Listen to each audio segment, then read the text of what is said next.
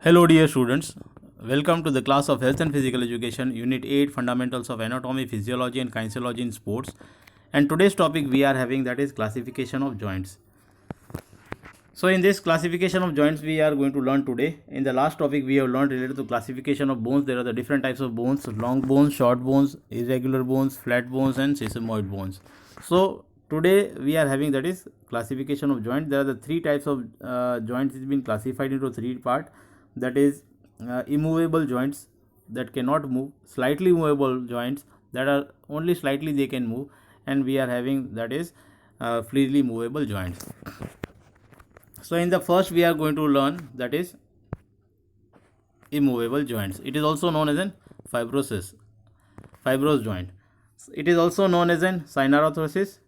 So these joints are called as an immovable joints because these joints are joined together through tissues. So these joints are joined with the help of the tissues. They are not able to move because there is no cartilage present between these joints. So these joints are immovable in nature. There is no cartilage present between these. Cartilage is means like a liquid or a fluid or liquid substance which helps them. For example, in our knee a liquid substance is there which helps to move our knee, in our elbow as well as in our shoulders and that. So here there is no cartilage present between these joints, so they are not able to move. And they are being found in the bones of the skull and faces. The scientific name given to this joint is known as an synarothesis. So here you can see the picture in an orange part. It has been given, there is a skull. It is a part of a skull. It is, you can see there are the three different parts, but there is it is being joined with the help of the tissues. There is no cartilage, there is no fluid present, so that you can't move. Whenever we used to see the skull, it seems to be smooth structure, but actually there is a, it is been joined with the help of the tissues. Clear? So they are being immovable joint, they cannot move. Clear? The next classification or next part of joint are cartilaginous, or it is known as slightly movable. They can move, but there is only slight movable. So there is a liquid present in these kinds of joints. In these joints the surface of the bones is separated by some intervening substance and only slightly movement is possible. A very good example of this cartilaginous joints is our intervertebral disc, which has been present in our spinal cord. So because you may see that in a spinal cord there are the different bones are there, that are irregular bones. Between each and every bone there is an intervertebral disc which helps to absorb the shock when a person used to run, jump, walk or do any of the activity, so that it do not create any problem to the brain. So this is a very good example. So there are the these joints are being divided into two. For example, there are having symphysis joints, and it is known as an synchronodorsis. It has been named as an synchronodosis joint. These scientific names of these joints is emparatherosis. Here you can see symphysis and synchronodosis. You can see synchronodosis, you may find out in the intervertebral disc between. You can see there is a light structure you can see, and in symphysis there is a pubic region, and below that it is a joint. It is being joined with the help of the fibrous cartilage. So let's learn the two different joints of the cartilaginous joints, that is symphysis and synchronodosis. Symphysis joint, it is a joint where two long bone surfaces are connected by the broad flat disc of the fibrocartilage. For example, symphysis pubic and intervertebral joints. So here the very good example has been given here. Symphysis, we are having the first picture is shown related to the spinal column, and you may find out there is an intervertebral disc between each and every. So these are the example of symphysis. Then we are having pubic region, as we have seen in the first previous picture. Here we have seen symphysis, you can see here. Clear? An intervertebral disc, you can see where it has been situated. There is a blue part you can see here.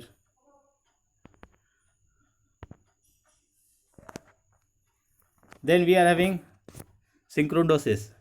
It is a joint. It is a temporary joint. The cartilage changes to the bone before the adulthood. The cartilage changes into the bone. There is a cartilage. That means fluid-like structure, and then afterward it used to ossify and it used to become a complete bone.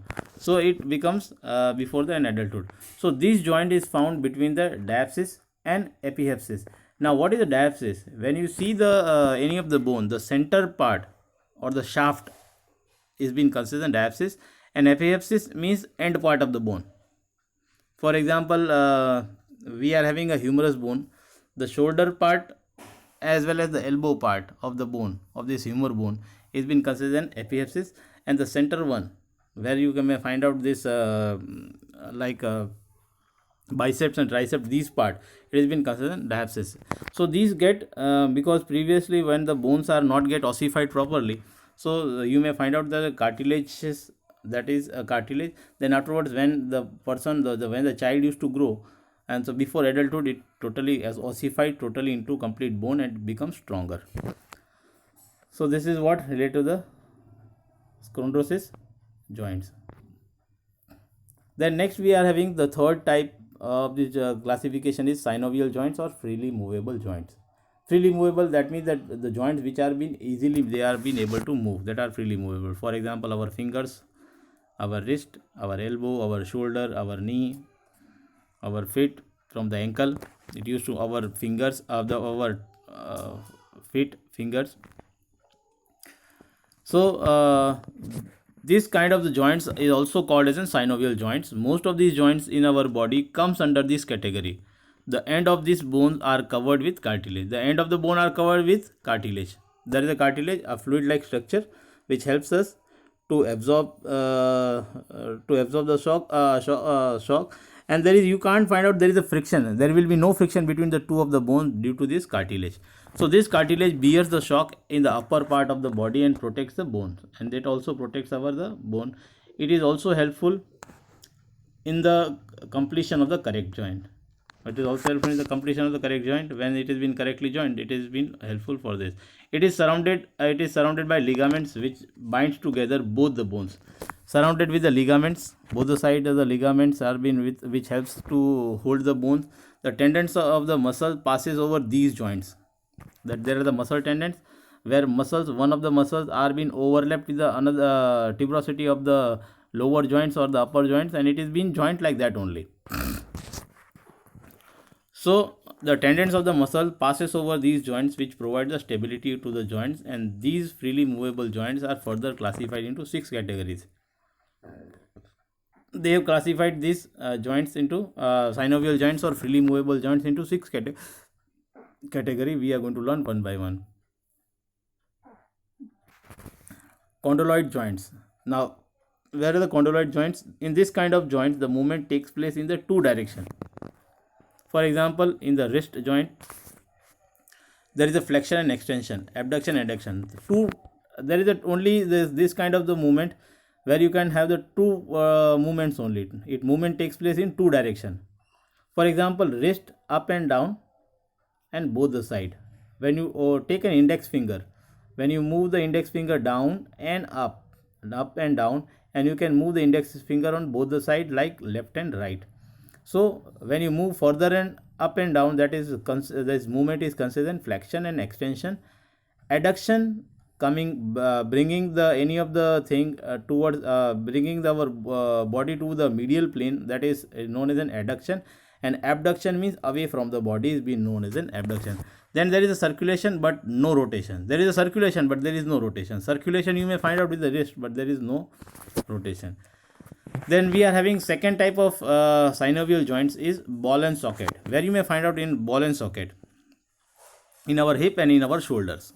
We are having the ball and socket where the humerus bone is been considered the end of the humerus bone is been ball, and the socket part is our shoulder. So this kind of the joints has one end of the bone round like a ball. So you can see in the example, the shoulder, this is the ball and the socket part, and see it has been given with the help of the image, other image it has been given. Clear? So for example, hip and shoulder joints are being considered ball and socket joints. Then third type of freely movable joints is gliding joints, which used to glide. These joints have the gliding power. Gliding, moving from their place, again coming back toward their own position. Their movement depends upon the ligaments which build them. These movements are being depend upon the ligaments, and this kind of joints have the capacity to move in any direction. They can move in any direction.